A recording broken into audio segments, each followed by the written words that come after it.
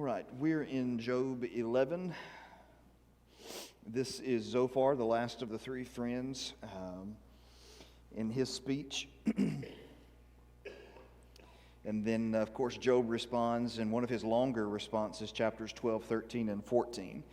Tonight we'll look at what Zophar's arguments are. And the thing to remember, I think we mentioned it maybe once or twice before, is that we're taking time and kind of walking through and unpacking what they're saying, but at the end of the day, this is all happening at a pretty steady pace. And I don't know if you've ever been in a contentious meeting with multiple people, and they're all contentious toward you. If you have, you know what I'm talking about. There's just a level of stress when you've got people from multiple angles firing things at you and trying to process and keep your head and to try and answer the questions that they're asking you can certainly be challenging. So Job is going through this process and I don't think there are long pauses between speeches and chapters. I think when Job finishes, all of them have pretty much said, okay, I'm glad you stopped because I can't take it anymore, and now I got to talk. So that's exactly how Zophar will do the same. So let's begin. Somebody read verses 1 through 7 for us. Job 11, 1 through 7.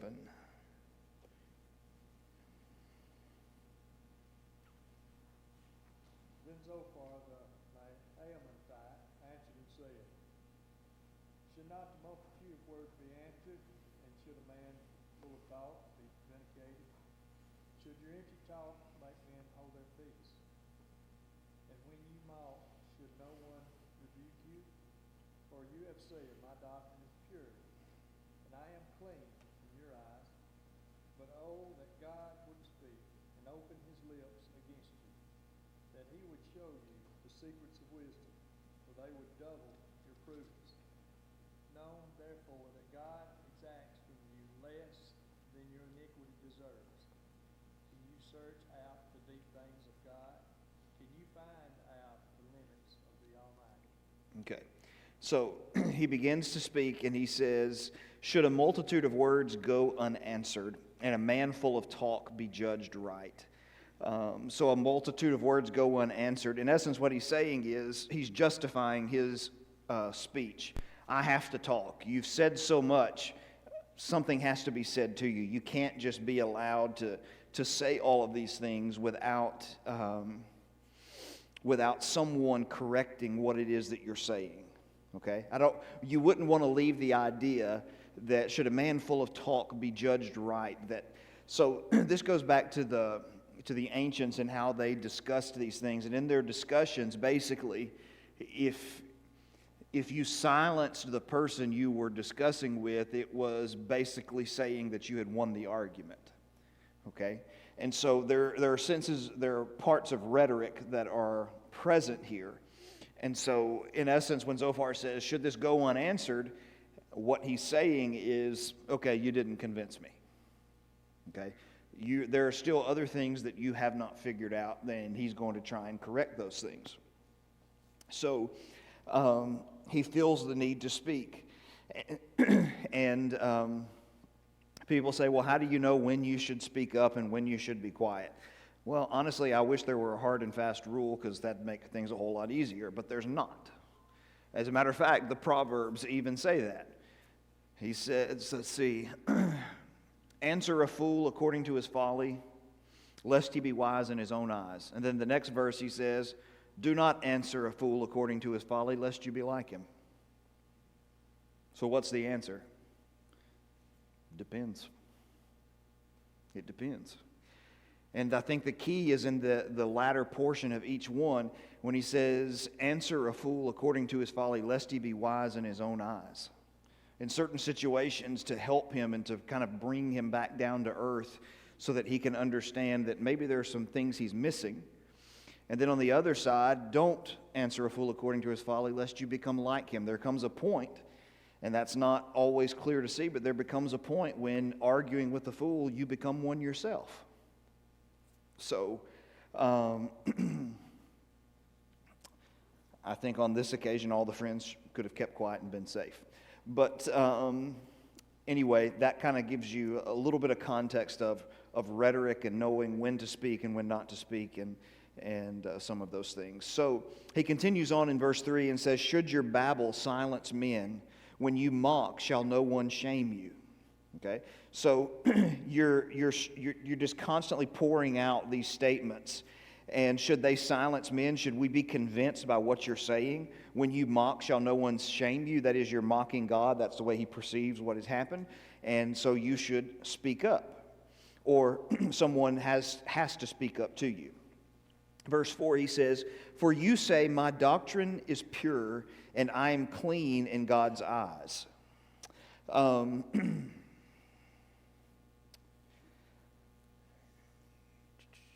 My doctrine is pure. I don't know that. First of all, I don't think this is a fair analysis of what Job has been saying. I don't think Job is saying that his doctrine is pure in the sense that Job is saying, I've got this figured out. There's nothing that I've read so far in Job that would tell me that Job thinks he understands the situation completely. I think, as a matter of fact, everything you see, Job is pretty much saying, I don't really know what's going on. I'm not quite sure. The one thing he is quite certain of, though, is that what his friends believe does not correspond to reality. Okay?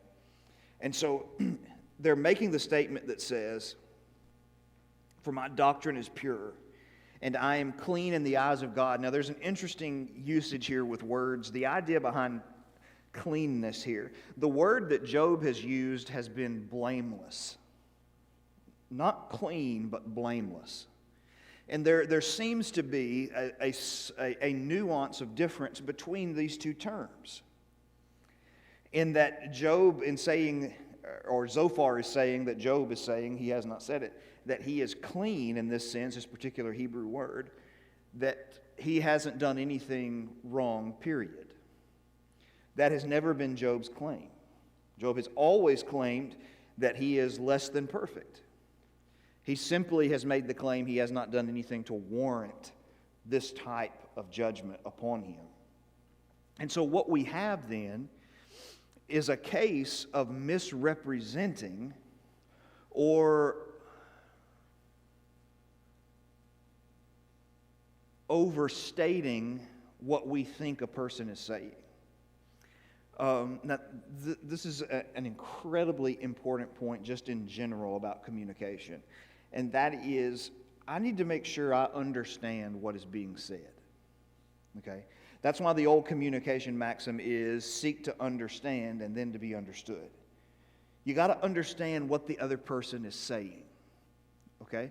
I'll just give an illustration again from my life because, well, I feel like it would be awkward for you if I pulled an illustration from your life. So, and further, I wouldn't really know them. But I can remember on occasion, in sermons, I would sometimes make a point to say that this is a particular subject, and certain churches have not been what they should be when it comes to this subject. Okay? So I would say that from time to time about various things. And then in a discussion with someone, they brought this back up to me and said, now listen, what you're saying, and this is verbatim what he said to me. He said, so what you're actually saying is all the people who've gone before you have gotten it wrong, and you've gotten it right now, and we should listen to you.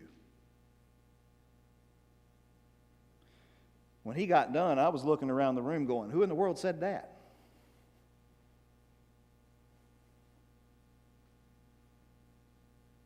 You see, he took an interpretation of something I said, and he built it into something that actually sounds pretty bad. All I said was, this is the premise. This is what the Bible says about something, and there are people in churches, and there are churches as a whole, who have not adhered to that.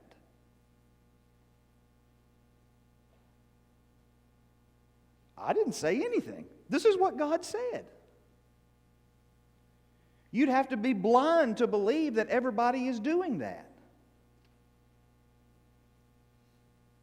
And so we get into these mischaracterizations. Now, I say that because you mischaracterize one statement that a person makes, and then you start mischaracterizing another statement that a person makes, and then you mischaracterize another statement that a person makes, and before you know it, you've built this caricature in your mind of who this person is that is in no way attached to reality. Now, look, I'll admit to you, I'm a different person. Okay, I'm not your typical 39, 38-year-old male. I'll give you that. But I do think this is common, and that is we have this tendency to think over things in our mind, to think over conversations, and magnify and alter and shift and grow and insert information and implications into conversations that were not actually there.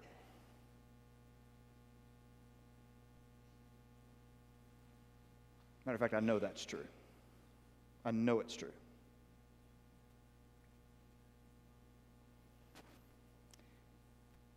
And then that leads us, in essence, when we get to a point where we look at a person and we can't stand them, the person we can't stand is not actually who they are. It's who we have convinced ourselves in our mind that they are.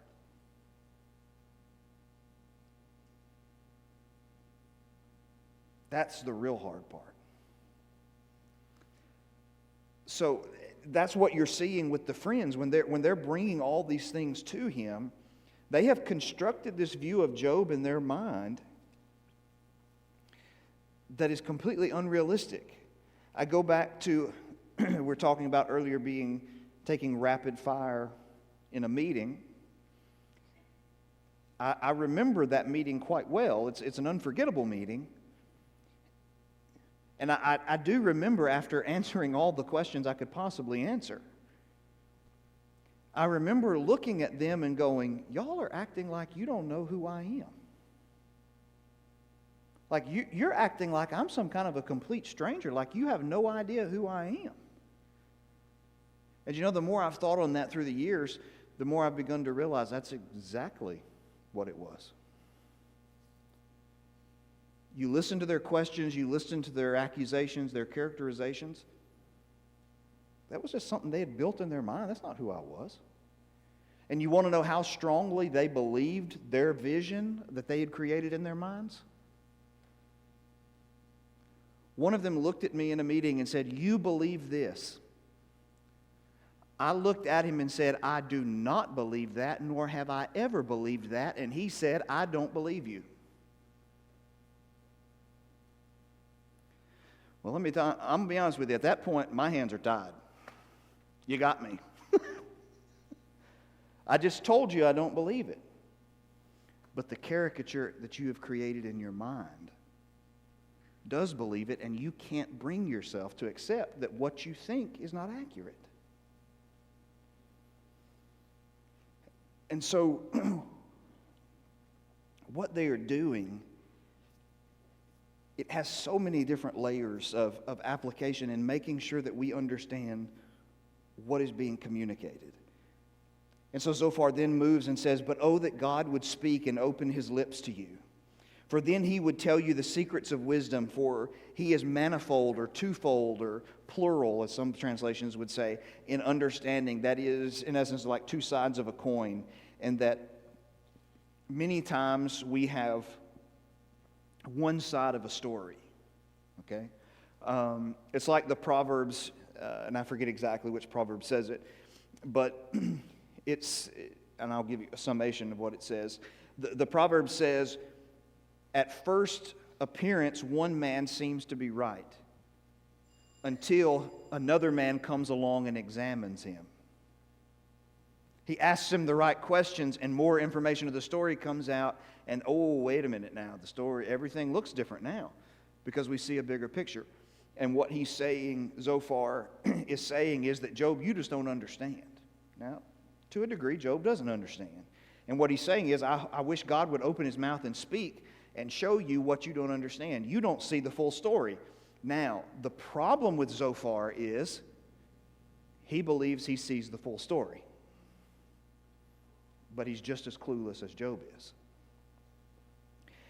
Then he makes this statement, which even if you think it, why say it? You know, people say, well, if I'm thinking it, I might as well say it. That's terrible advice. No, you should not. Look, we got filters on all different types of machines in this world. We need a filter in our brain. Every thought that flies through our head should not exit it. He says, know then that God exacts of you less than your guilt deserves. Look, I'm not even here. This is a conversation that took place several thousand years ago, and even I want to hit the guy. You just looked at a guy who buried all 10 of his children at once, lost his entire fortune, is hanging on the edge of death. And he said, you know what? God took it easy on you.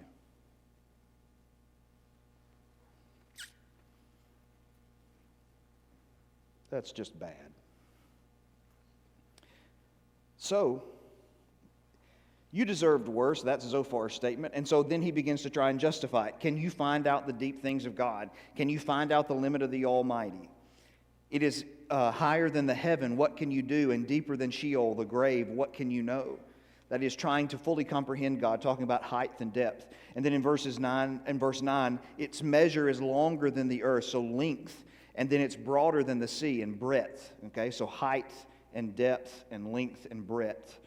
God cannot be contained if you cannot fully search him out. If he passes through and imprisons and summons the court, who can turn him back? God is all powerful. He can call people forward, and if he decides to call us in to answer for our actions, who can stop him? For he knows worthless men. When he sees iniquity, will he not consider it? The implication for Job is God knows everything. He's all powerful. This is happening to you. He knows worthless men. And by the way, that's you, Job. God didn't make a mistake when he did this to you. God doesn't make mistakes. And when he did this to you, he knew what he was doing. Then there's a really, really fun insult thrown in here. But a stupid man will get understanding when a wild donkey's colt is born of a man. It's a very strange saying, obviously. A stupid man will get understanding when a wild donkey's colt is born of a man. So, often you don't go visit people in the hospital for a lady who delivered her newborn colt.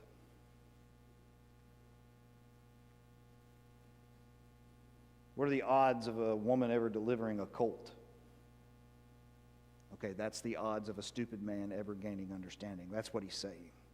Job, you're so stupid, you're never going to be able to get it.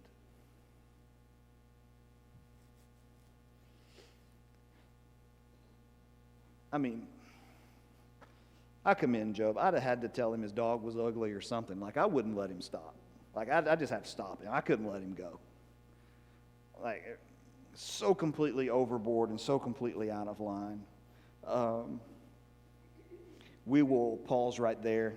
And really all 13 through 20 is looking at him basically telling Job, after all of this, oh, and by the way, if you repent, things will go back perfectly for you. You just told me I was stupid and that was never going to change. But then he says what? Change. Can't have it both ways, bud. Okay? So we will pick up in 13 and then move into Job's reply to this speech.